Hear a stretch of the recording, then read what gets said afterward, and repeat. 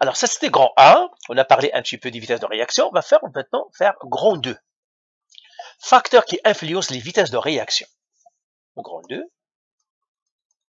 facteurs qui influencent la vitesse de réaction. Vitesse de réaction. Pourquoi on doit chercher les facteurs? Eh bien, regarde, je vais te donner un exemple. Pourquoi les facteurs sont importants? Je te donne un exemple, l'exemple de la réaction qu'on vient de voir. Donc, on va faire ici exemple. Nous avons la réaction N2 plus H2 qui nous donne NH3. Tout ça, ce sont des gaz. Alors, l'état est très important. Donc, je dois mettre ici un 2, ici un 3. OK? Disons, moi, j'aimerais fabriquer du NH3. OK? Ben, je dois dire, mais qu'est-ce que je dois faire, moi? Ben, je pourrais mélanger le N2 et le H2 et puis attendre que le NH3 se forme. Mais dans la réalité, les entreprises et puis les industries ne vont pas faire ça. Ils vont dire, qu'est-ce que je dois faire pour que j'ai plus de NH3? Pour que la réaction se fasse. Donc, c'est pour cela que les chimistes ont dit, oui, qu'est-ce qui peut influencer une réaction la vitesse d'une réaction? J'aimerais que je puisse avoir le plus tôt possible du NH3. OK? J'aimerais savoir quels sont les facteurs qui l'influencent. Alors, les chimistes, ils ont fait beaucoup de travail, du beau travail d'ailleurs. Ils ont trouvé que pour qu'il y ait des réactions chimiques, par exemple, dans cette réaction-là, le N2H2, il faut que N2 et 3H2, donc pour que cette réaction se fasse, il y a N2, il y a 3H2. Hydrogène, hydrogène, un autre hydrogène. Ils vont se rencontrer et ils doivent collader. Les réactions se font tout simplement parce qu'il y aura des collisions. Ils doivent rentrer une sur l'autre. Et en rentrant l'un sur l'autre, il y a quelque chose qui se passe à l'intérieur, et comme ça, on aura du NH3.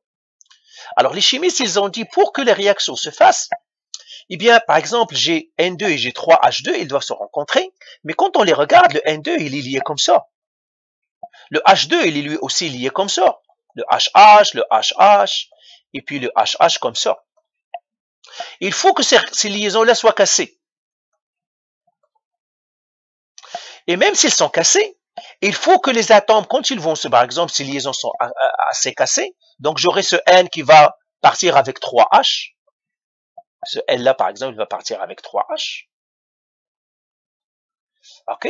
Ce N-là va partir avec 3H. C'est pour cela que je vais à la fin avoir deux NH3. Je vais avoir un premier NH3, un autre NH3. Donc, première condition, il faut que les liaisons se cassent. Deuxièmement, même si ça se casse, il faut que les liaisons se forment. Parce que le NH3, il y a des liaisons qui vont se former. Et pour que ces liaisons se forment, il faut que les atomes, ou bien les collisions, soient dans des orientations bien définies. On a remarqué que, même si il y a des cassures, eh bien, si les atomes ne sont pas dans une bonne orientation, la réaction ne se fait pas. Le NH3 ne se formera pas. C'est pour ça qu'il y a deux conditions, c'est ce qu'on appelle les collisions efficaces. Il faut que les atomes rentrent en collision, mais ils doivent rentrer en collision d'une manière efficace. S'ils rentrent en collision, mais dans des angles qui ne sont pas bons, ça ne fera rien. Ils vont se casser la figure peut-être, mais rien ne se fasse. Donc, c'est ce qu'on appelle les collisions efficaces. Alors, on va l'écrire. Pour que les réactions se fassent, il faut que les réactifs rentrent dans des collisions efficaces. Alors, pour que la réaction se fasse, il faut que les réactifs entrent dans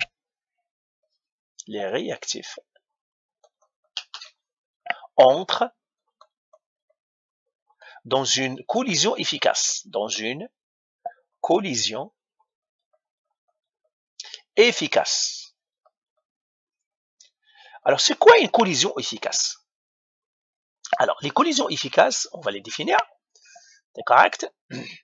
Alors, comment ça va savoir une collision efficace? Eh bien, une collision efficace, c'est correct? Je peux passer à une autre page? Très bien. Une collision efficace. Donc, on va l'écrire ici, collision efficace. Collision efficace. Première chose, pour une collision efficace, les collisions doivent avoir suffisamment d'énergie. Les collisions collisions, doivent se faire avec suffisamment d'énergie. Doivent se faire avec suffisamment d'énergie. Suffisamment d'énergie. Alors, pourquoi ils doivent se faire avec suffisamment d'énergie? Pour que les liaisons se cassent. Pour casser les liaisons. Pour casser les liaisons. Les liaisons des réactifs.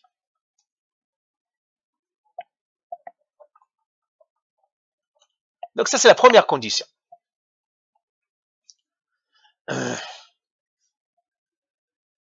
OK? Deuxième chose. D'accord? Même si j'ai la bonne énergie, par exemple, ma liaison, il est comme ça. La meilleure, c'est la frapper comme ça, par exemple. D'accord? Mais si je la frappe avec un angle qui n'est pas bon, même si j'ai suffisamment d'énergie, ça, c'est pas bon. OK? Il faut que je frappe la liaison avec le bon angle pour que la liaison se casse. C'est ce qu'on appelle avec la bonne orientation. La collision, les collisions doivent se faire selon une orientation appropriée. Doivent se faire selon une orientation appropriée. Une orientation appropriée.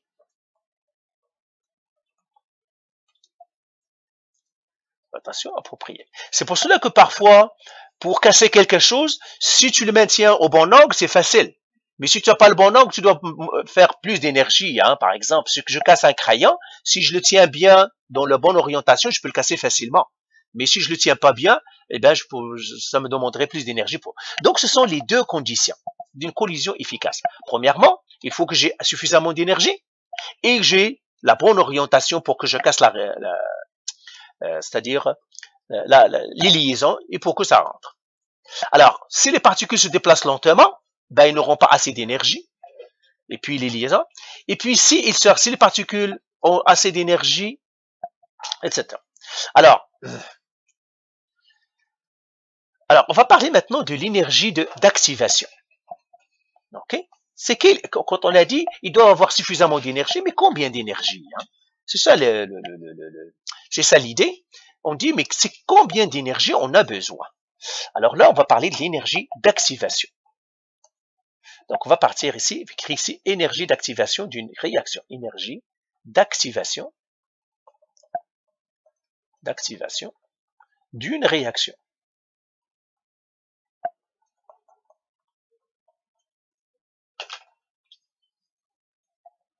Énergie d'activation d'une réaction. OK? Alors, prenons par exemple une réaction exothermique. Et je vais faire le diagramme d'une réaction, un diagramme énergétique d'une réaction exothermique. Ça, c'est énergie potentielle.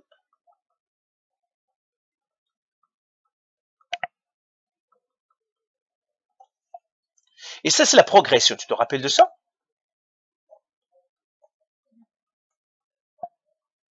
OK?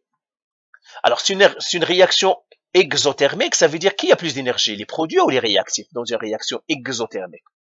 Qui a plus d'énergie? Les réactifs. C'est pour cela que c'est exothermique. Oui. Donc, les produits, donc les réactifs, ils ont plus d'énergie, donc on va les mettre, tu te rappelles, on va les mettre ici. C'est ça, on doit les mettre en haut. Après, on va mettre les autres en bas. Parce que c'est une réaction exothermique. Ça veut dire les réactifs, ils ont plus d'énergie que les produits. Donc, les réactifs sont là. Et les produits sont là. OK? C'est ça, les réactifs. Donc, j'écris ici réactifs.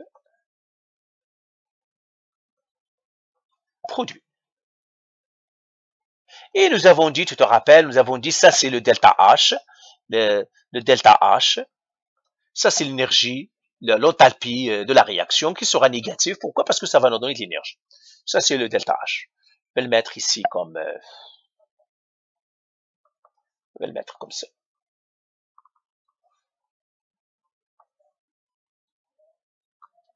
Mais il y a un problème.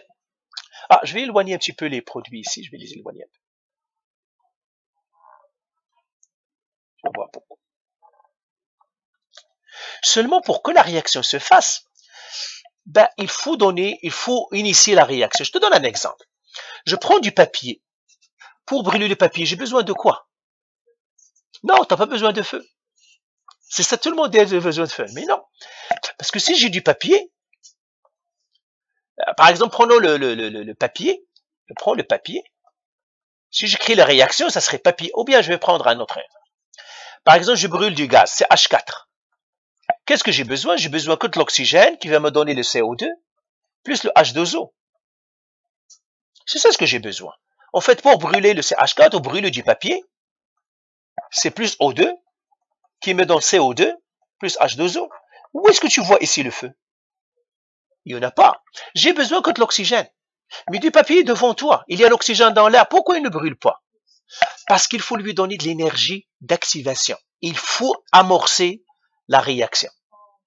Voilà. C'est comme par exemple, toi, quand tu veux allumer la lumière, tu dois amorcer, tu dois fermer le circuit en quelque sorte. On doit amorcer la réaction. Mais pour amorcer de la réaction, il faut donner de l'énergie. Maintenant, c'est combien d'énergie je dois donner? C'est pour cela que normalement, les réactions se font comme ça. Ça fait comme ça. Je dois donner de l'énergie, et c'est pour ça que tu m'as dit du feu. Le feu, toi, tu dois allumer, parce que tu dois donner le feu pour amorcer la réaction. Une fois qu'il est amorcé, est-ce que tu as besoin du briquet? Non. C'est pour cela que tu vas prendre le briquet quelques secondes, tu vas allumer le papier et tu laisses. Et le papier n'a plus besoin du briquet. Donc la réaction, il est comme ça. Il est comme ça parce que c'est ça l'énergie que tu dois te donner toi. Tu dois donner de l'énergie, c'est ça le briquet. Je dois donner l'énergie, je dois amorcer la réaction pour qu'il se fasse. Une fois que je l'ai amorcé, eh bien, il se fasse d'elle-même. C'est ça le papier. Je prends le papier, et l'air à côté de lui, rien ne se passe. Je prends un briquet, 30 secondes, je lui donne l'énergie nécessaire, je le chauffe, et puis voilà qu'il prend feu, et puis je peux éliminer mon briquet, et puis le feu va continuer jusqu'à ce que le papier soit consommé en tout. Eh bien, c'est pour cela qu'on le fait comme ça. Ça, c'est ce qu'on appelle l'énergie d'activation. Parce que je dois activer ou bien amorcer la réaction, c'est celle-là ici. D'ici à ici, c'est ce qu'on appelle l'énergie d'activation, on le met EA. OK? Ici, il va se former un composé intermédiaire qu'on appelle complexe activé. Ici, il y a un complexe ou bien un élément, une substance qui est ce qu'on appelle complexe activé. D'accord? Complexe activé. D'accord? Et c'est cette énergie qu'on doit donner. Plus cette énergie est petite, plus c'est facile que la réaction se fasse. C'est pour cela que parfois on vous dit, attention, ne touchez pas au gaz. Ne touchez, faites attention. Pourquoi? Parce que son énergie d'activation est petite. Il suffit d'une petite étincelle, bouf, et vous avez le fer qui va détruire toute la maison. D'accord? Pourquoi? Parce que son énergie d'activation est petite. Donc, si l'énergie d'activation est grande, ça veut dire la réaction, ça lui prendra beaucoup d'énergie. Généralement, on ne craint pas parce que cette énergie-là n'est pas facile à trouver. Mais pour les réactions dont l'énergie d'activation est petite, c'est pour cela qu'on doit faire attention à ce que le feu ne prend pas, que la maison ne prend pas feu. Pourquoi? Parce que l'énergie d'activation est petite. Est-ce que c'est clair? Eh bien, une fois que l'énergie d'activation est donnée, eh bien, j'aurai les produits qui seront formés.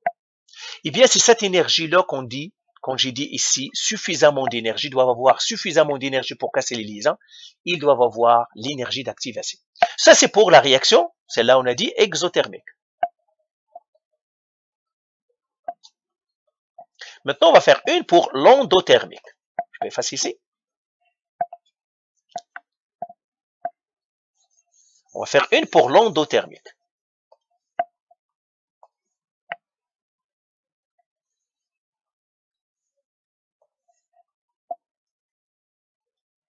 Alors, pour l'endothermique, les réactifs, ils sont en bas ou plus haut? Qui a le plus d'énergie? Dans l'endothermique, les réactifs ou bien les produits? Les produits, ils ont plus d'énergie. Ça veut dire que les réactifs sont en bas et les produits sont en haut ici. Ça, c'est progression de la réaction.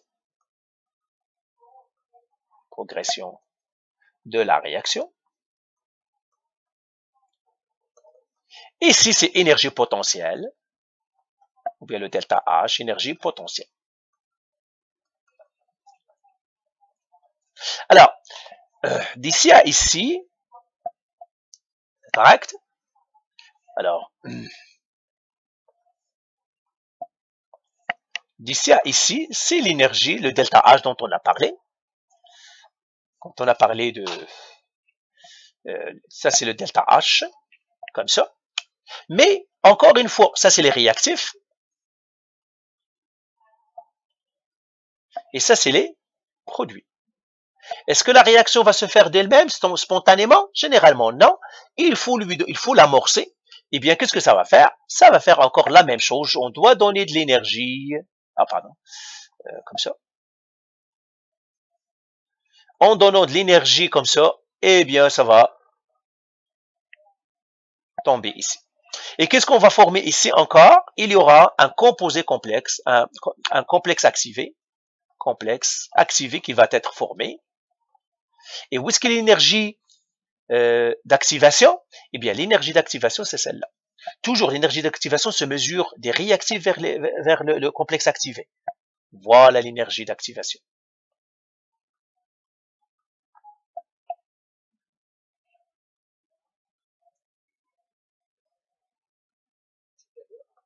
Le EA. C'est ce qu'on appelle le EA.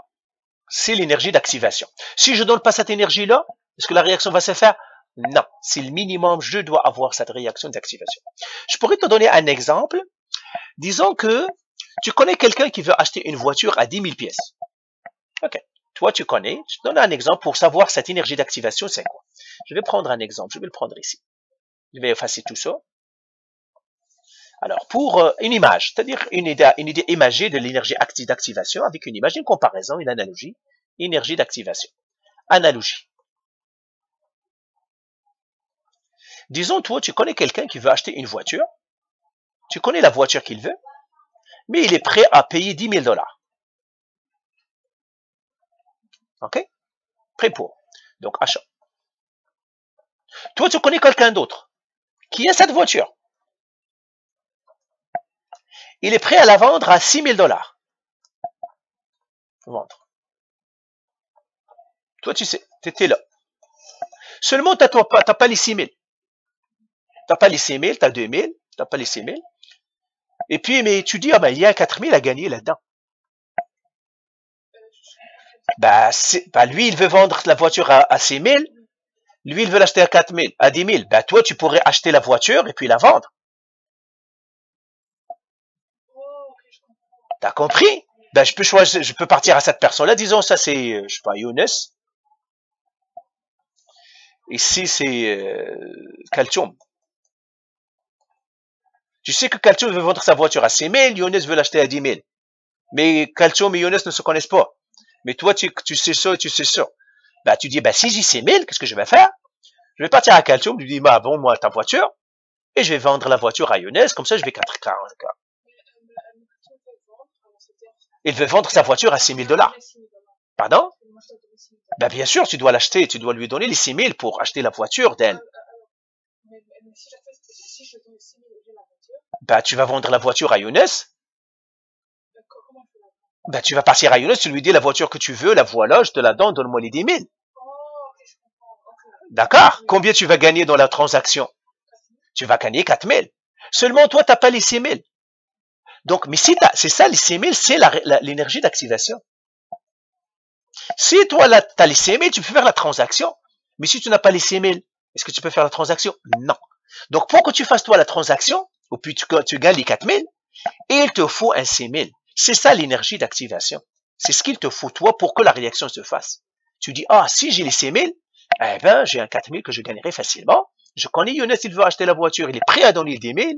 Il aime cette voiture-là. Tu vois Kaltoum, elle, il cherche quelqu'un qui prendra sa voiture et n'en voit plus, parce qu'elle a peut-être une nouvelle. Il veut la vendre à 6 000, mais toi, tu dis, si j'ai 6 000 $, je vais partir à Kaltoum, je vais dire, voilà, tes 6 000 $, donne-moi la voiture, je te l'achète, et je partirai à Younes pour la lui vendre. Eh bien, l'énergie d'activation ici, c'est quoi? C'est 6 000 $. Parce que pour que la réaction, la transaction se fasse, j'ai besoin de ces 6 000 $. Et je vais gagner à la fin. Eh bien, c'est la même chose qu'on a ici. Donc, c'est ça. Pour que la réaction se fasse, eh bien, j'ai besoin de donner, par exemple, ici, ça c'est Kaltoum qui veut vendre sa voiture à 6 000. Ça, c'est toi. Tu dis, si j'ai 6 000, je donne un calcium, je prends ma voiture, je la vends à 1, je vais gagner un 4 000 ici. Donc, c'est une analogie pour comprendre l'énergie d'activation. Donc, on vient de connaître, tu as compris l'énergie d'activation? Parfait. Maintenant, on va revenir à nos moutons. C'était quoi? C'était les facteurs qui influencent la réaction, la vitesse de réaction. Alors, on va revenir. Donc, je vais effacer. Alors, on a dit je laisserai ça. Ça, je vais l'effacer maintenant là. Ok. Je regarde si j'ai, j'ai une fenêtre ici. Donc, ça, c'est calcium. Donc, on va enlever calcium et puis, Younes, on a fini avec. Et puis là, on va faire les facteurs. Maintenant, quels sont les facteurs qui influencent la réaction? Le premier facteur, c'est la température.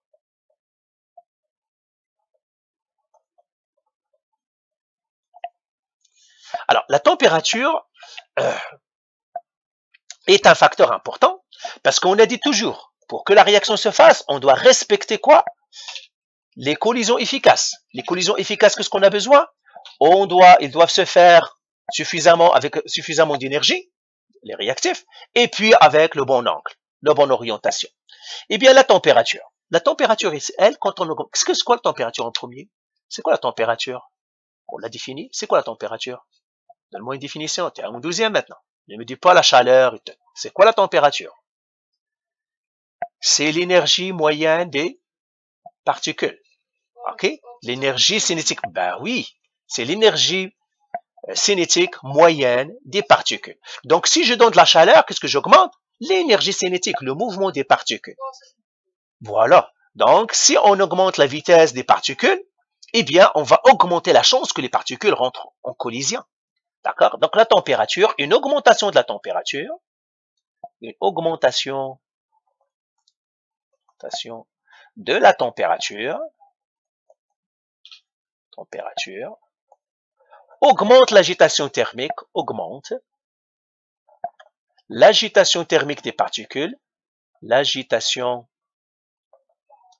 thermique des particules. OK? Alors, il y aura davantage de collisions. OK? Donc, les collisions auront davantage d'énergie, les collisions auront davantage d'énergie, c'est-à-dire elles vont se faire avec plus d'énergie. OK? Avantage d'énergie. Et puisque les particules bougent dans tous les sens, l'orientation aussi, il y aura donc, c'est-à-dire les particules auront plus d'avantage et les collisions auront le pourcentage de collision avec la bonne orientation,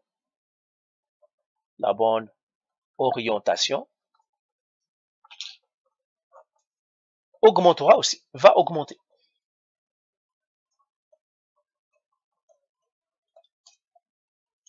OK?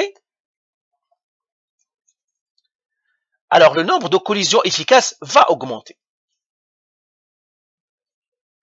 Là, le nombre de collisions efficaces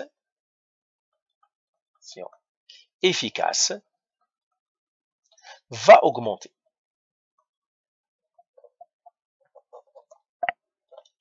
T'es correct? Ou t'es bloqué quelque part?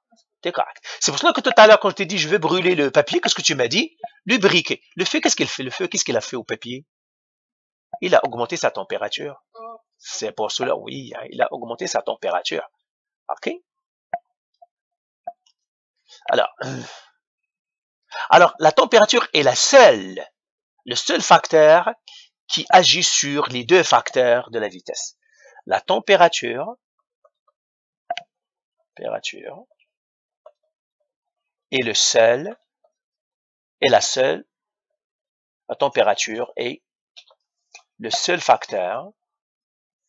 le seul facteur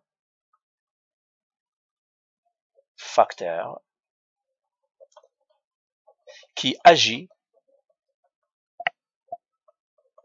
sur les deux facteurs, c'est correct? Alors, qui agit sur les deux facteurs des collisions efficaces. Les facteurs des collisions efficaces. T'es à quelle phrase? C'est ça, c'est ça la dernière phrase? Okay. Sur les deux facteurs, alors je vais continuer ici, je vais effacer moi. Je vais effacer ici, qui agit sur les deux facteurs des collisions efficaces. Des collisions efficaces. Des collisions efficaces. Ça veut dire qu'il joue sur la force de la collision et sur l'orientation de la collision. Donc ça, c'est le premier facteur, c'est la température. Alors pourquoi c'est important? C'est comme ça les industriels. Ils disent par exemple, oh, est-ce que la température, ben, si j'augmente la température, la réaction va augmenter par exemple. Okay, on va voir que c'est pas aussi facile que ça quand on va voir les lois de Châtelier, les règles de Châtelier, mais la température est un facteur important pour qui agit sur les réactions. C'est ça, le Châtelier, oui, on va voir c'est-à-dire les principes de Le Châtelier, et on va voir que la température est un facteur important, et on va voir que c'est pas aussi facile qu'on a dit, mais la température, c'est ça. Deuxième facteur, la concentration. La concentration. Alors, si on augmente la concentration, en ajoutant davantage des particules réactives dans le contenant, qu'est-ce qu'on dit? Alors, qu'est-ce que ça va faire? Ou en réduisant les dimensions du contenant, c'est-à-dire on va augmenter la concentration, alors les particules seront concentrées et les collisions vont devenir, c'est-à-dire le nombre de collisions va s'accroître. Ok? C'est ça. Alors, la concentration. Si on augmente la concentration,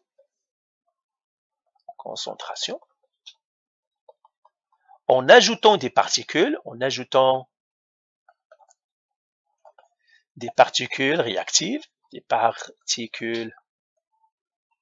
réactives, ou en diminuant le volume,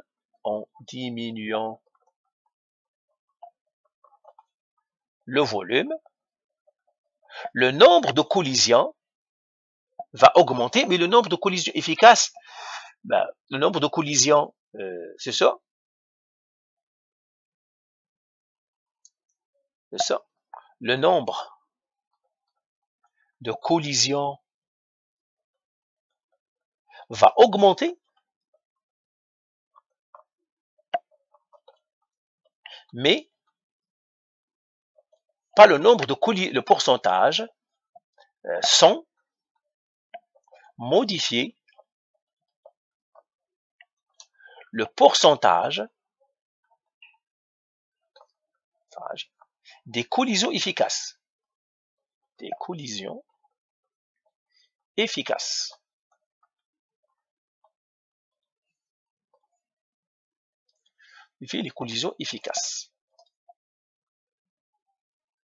Alors, le nombre de collisions va augmenter, mais le nombre de collisions, le pourcentage des collisions efficaces n'augmentera pas. Alors, les collisions vont se produire plus souvent, mais ils n'ont pas plus d'énergie et ne sont pas plus susceptibles de provoquer une réaction. Alors, je te donnerai que ça veut dire ça. Hein. Le nombre de collisions augmente, mais pas le pourcentage. Je te donne un exemple. Je te donnerai un exemple. Par exemple, 20% de 100. C'est quoi 20% de 100? C'est 20. Maintenant, 20%, par exemple, de 1000, c'est 200. OK? Donc, tu vois ici, par exemple, 20% de 100, c'est 20. Le pourcentage est le même. Seulement, le nombre de collisions, ici, il change. Alors, par exemple, le nombre de collisions efficaces, c'est 20%. Ça veut dire, si je fais ça, les réactions, le nombre de collisions efficaces, c'est 20%. Eh bien, 20% de 100, ça me donnerait 20. Et 20% de 1000, ça me donnerait 200. Donc, le nombre de molécules ou bien de produits que je vais produire, il augmente, mais jamais le pourcentage. Le pourcentage, il reste le même. Ok. Alors, on peut donner des exemples. Par exemple, en soufflant sur un feu de camp, tu crois la concentration d'oxygène à proximité des flammes, ce qui augmente la vitesse de la réaction de combustion. Que ça diminue à fur et à mesure, etc. C'est bon. D'accord? Donc, ce qu'il faut savoir, c'est que je peux augmenter le nombre c'est-à-dire de collisions. Alors, le nombre de collisions efficaces en tout va augmenter, mais pas le pourcentage. Pardon. Alors, troisième. Deux fois. Mais la vitesse de réaction augmente parce qu'on va former plus de produits. Seulement le pourcentage des réactions, le pourcentage des collisions efficaces n'augmente pas. Lui, le pourcentage reste en même. Troisième, c'est la surface. OK? Voilà. Alors, lorsqu'un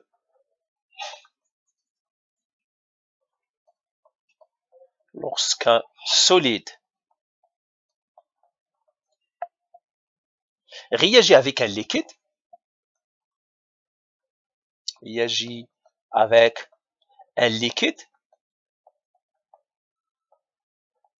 ou un gaz, ou lorsque un liquide réagit avec un gaz,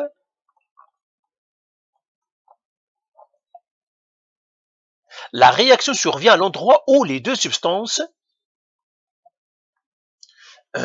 entrent en contact. La réaction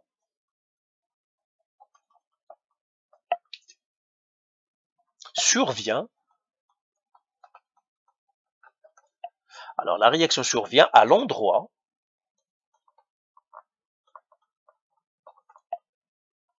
où les deux surfaces de deux états distincts entrent en contact. Les deux surfaces de deux états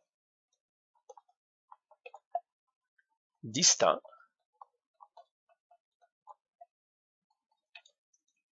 entrent en contact.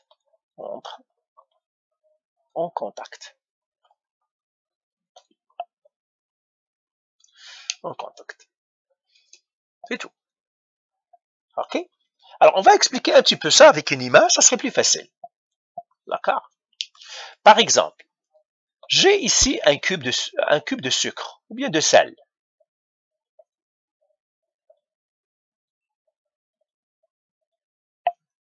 OK? Il est entouré d'eau. Il y a toutes des H2O autour de lui.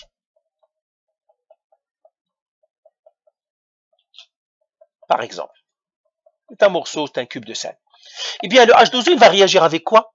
Est-ce qu'il va réagir avec les particules à l'intérieur du sel, du cube? Non, parce que les particules à l'intérieur sont protégées, il va réagir tout simplement avec les particules qui sont à la surface. Moi, je parle étape par étape. Au début, il va réagir avec quoi? C'est comme toi, tu ouvres une boîte. Est-ce que tu peux, d'un seul coup, la boîte, tu peux rentrer directement à l'intérieur? Non, tu dois ouvrir la boîte. Et petit à petit, morceau par morceau. Eh bien, c'est ça la même chose. L'eau, il va réagir avec les particules qui sont à la surface, en premier, à l'extérieur. Et quand il aura réagi, il va les enlever, et puis il va partir petit à petit. OK? Donc, tu vois que l'eau, par exemple, ça dépend de la surface de contact. Maintenant, je prends un cube, comme ça. Un gros cube.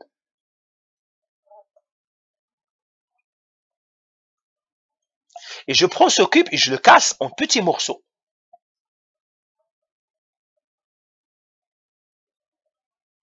Petits morceaux. À ton avis, qui va fondre le plus rapidement?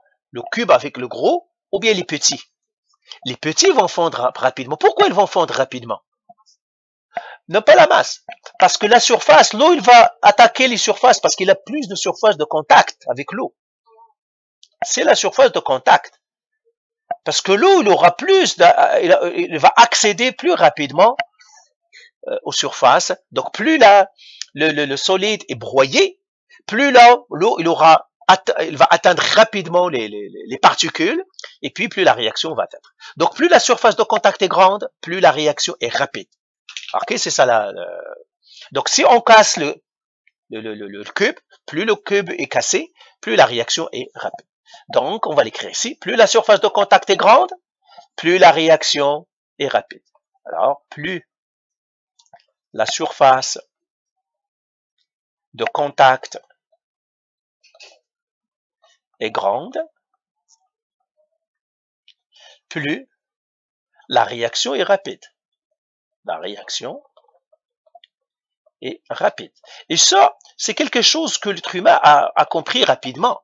Par exemple, quand qu'on prépare une nourriture, par exemple, tu as une pomme de terre, et puis que tu veux la cuire rapidement. Est-ce que c'est mieux de la couper ou bien de la laisser complète comme ça et la mettre?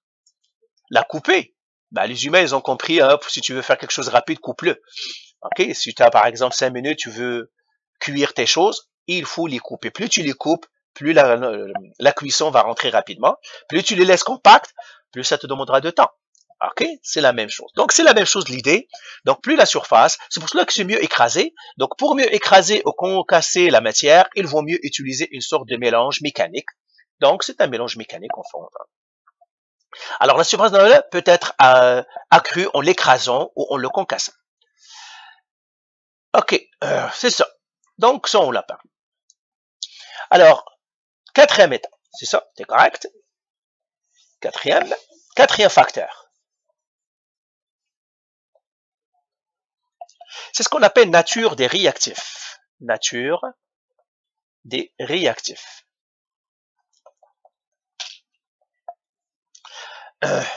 Alors, les substances ne réagissent pas toutes à la même vitesse. Hein. Alors, on va les écrire. Les substances ne réagissent pas toutes à la même vitesse. Toutes à la même vitesse. OK? Alors, par exemple, l'or est utilisé pour le câblage microscopique des circuits imprimés d'un ordinateur. L'or est un très bon conducteur d'électricité et n'a pas tendance à s'oxyder. Par exemple, l'or n'est pas facile à oxyder. C'est pour cela qu'il est il est très cher et puis il a des propriétés. OK? Alors, d'autres métaux, par exemple, le fer et le zinc. Tu mets le fer, on en a parlé la dernière fois, hein, pour le fer, la rouille, quand on a parlé des oxydoréductions. On a parlé ça, on a parlé de la rouille. Ben oui, la rouille. Donc, par exemple, le fer rouille rapidement parce qu'il s'oxyde. La même chose que pour le zinc. Donc, on peut l'écrire ici. L'or, par exemple, l'or ne s'oxyde pas. Ne s'oxyde pas. Alors que le fer s'oxyde rapidement, s'oxyde facilement à l'air libre. C'est pour cela qu'on a dit, à l'air libre, tu te rappelles, on a dit la meilleure manière de protéger le fer, qu'est-ce qu'on doit faire? On doit faire une peinture pour c'est ça, ou le galvaniser, c'est ça la galvanisation. Ben, il faut le partir, ou bien on doit faire la galvanisation, oui, hein, c'est-à-dire une pile catalytique, une pile électrochimique, ben, fait une galvanisation, ok? Donc, on a dit qu'il faut la peindre pour empêcher l'air, l'oxygène de le rencontrer, ok? Alors, le nombre de collisions efficaces est plus important dans le fer et le zinc que l'air. Donc, le nombre de collisions efficaces, ben le pourcentage, maintenant le pourcentage, pas le nombre, le pourcentage. Le pourcentage des collisions, le pourcentage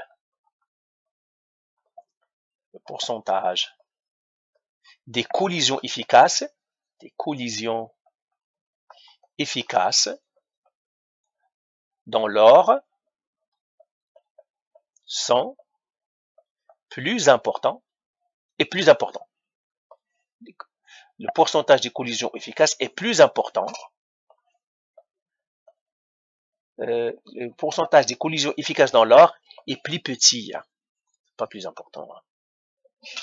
Oui. est plus petit, le pourcentage des collisions dans l'or est plus petit que celui, je ne mettrai pas plus petit, mais je dirais moins important que celui dans le fer et le zinc, moins important et moins important que celui dans le fer, et moins important que celui dans le fer, celui dans le fer. Donc la nature des composés eux aussi, ouais, c'est important, la nature des réactifs. Alors la nature des réactifs, ça nous permet de comparer les tapons de son dose, donc c'est ça. Alors cinquième, on peut effacer. Alors le cinquième facteur, c'est le catalyseur qui joue sur la réaction. Cinquième, le catalyseur. Alors, un catalyseur est un produit chimique qui est ajouté dans un mélange réactif. Alors, c'est un produit chimique. C'est un produit chimique. Alors, qui est ajouté. Ça aussi, on va le voir en biologie, les catalyseurs, les enzymes. Est ajouté dans un mélange.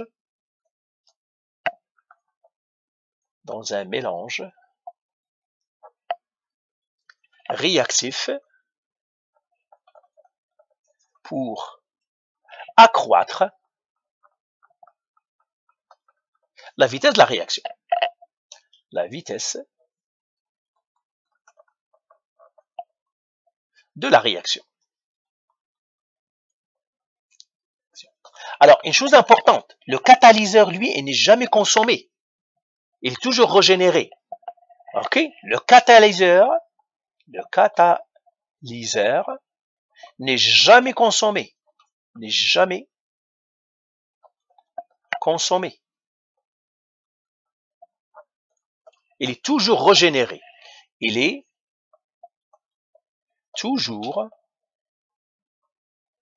régénéré et réutilisé encore, et réutilisé. C'est pour cela que quand j'ai un catalyseur, est-ce que j'ai besoin d'une grande quantité de catalyseur ou une petite quantité de catalyseur? Une petite. J'ai besoin d'une petite, parce que ce petit-là, il va faire la réaction avec des atomes, puis il va faire avec les autres, il va faire avec les autres, il va faire avec les autres. Donc c'est lui qui va faire tout, il n'a pas besoin. Alors le catalyseur, lui, qu'est-ce qu'il fait? Il diminue l'énergie d'activation. C'est ça le rôle du catalyseur. Est-ce que je peux passer en haut? Jusqu'à où? De la réaction? Ok, continue. Le catalyseur n'est jamais consommé, il est toujours régénéré et réutilisé.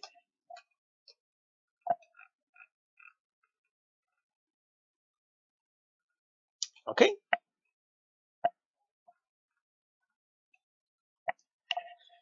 C'est bon. Ah, je vais effacer tout parce que je dois faire des schémas. Alors, je vais effacer ça ici. Je peux effacer ça. OK. Alors, on va l'écrire ici. Le catalyseur diminue l'énergie d'activation. Énergie d'activation. C'est ça ce que fait le catalyseur. OK? Le catalyseur n'est jamais consommé, il est toujours régénéré et réutilisé. Alors, on va faire un schéma, OK, pour voir l'effet du catalyseur. On va le faire dans un graphique ici.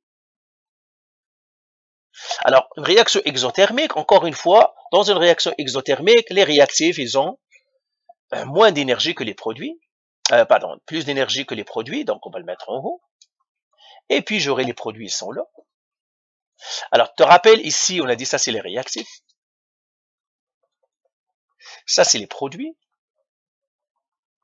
Te rappelles, on a dit, on a l'énergie d'activation. On a dit, l'énergie d'activation, c'est comme ça. OK? Voilà. Et l'énergie d'activation, c'est ici.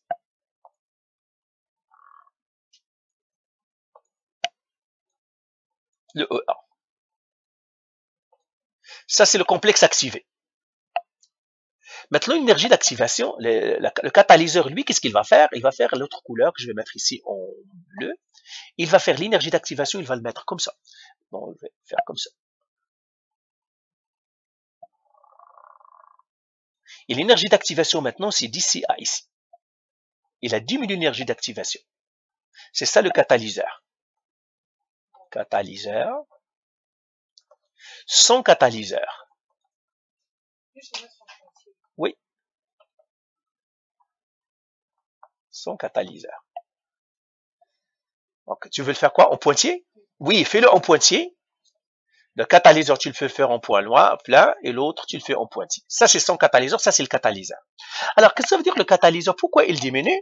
Je reviens à l'exemple analogique que je te montrais tout à l'heure avec la voiture. OK? Je t'ai dit que Younes veut acheter la voiture à 10 000, c'est ça? Voilà. J'ai dit ici Younes, il est prêt à payer 10 000. Et puis, j'ai dit Calcio, elle est prête à payer combien? 6 000 $. Toi, tu es ici, tu dis, oh, si j'avais un 6 000 $, je pourrais. Disons qu'il y a un ami ou une amie qui te dit, écoute, hein, moi j'ai un 2 000 $, je pourrais te le donner si tu veux. OK? Ben, tu as un 2 000 $ de quelqu'un. Combien tu dois chercher, toi? Tu as déjà un 2 000. Combien tu dois chercher pour que tu fasses la transaction? Un autre 4 000. Parce que tu dois donner 6 000. Pour elle. Tu dois chercher un autre 4 000. Donc, au lieu d'aller chercher toutes les 6 000, maintenant, tu dois chercher que 4 000. Le catalyseur, par exemple, c'est l'ami qui t'a donné 2 000. Donc, il t'a diminué un petit peu la charge. Il t'a vu, par exemple, tu dis, ah, j'aimerais bien avoir les 4 000. Tu dis, ah, t'inquiète pas, moi j'ai un 2 000, je pourrais te la donner. Je pourrais te prêter un 2 000. Et c'est pour ça qu'on a dit, on régénère. Quand tu auras fait ton transaction avec Younes, qu'est-ce que tu dois donner à ton ami? Tu dois lui donner son 2 000. C'est ça ce qu'on régénérer. C'est pour cela que le 2 000 de ton ami, tu dois, parce que c'est un prêt. C'est ça ce qu'on appelle régénérer. Eh bien, c'est ça l'idée. Donc, c'est comme toi, au lieu d'aller chercher 6 000, tu vas chercher que 4 000. Parce qu'un ami va te donner déjà un 2 000. Alors maintenant, on va faire un autre. Ça, c'est exothermique, hein. Parce que les réactifs, ils ont plus d'énergie que les produits. Alors maintenant, on va faire une avec endothermique. Ici, endothermique.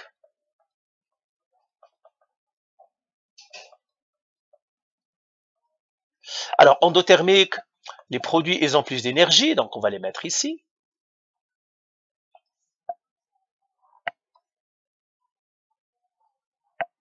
Et la même chose, on aura l'énergie d'activation qui doit partir comme ça.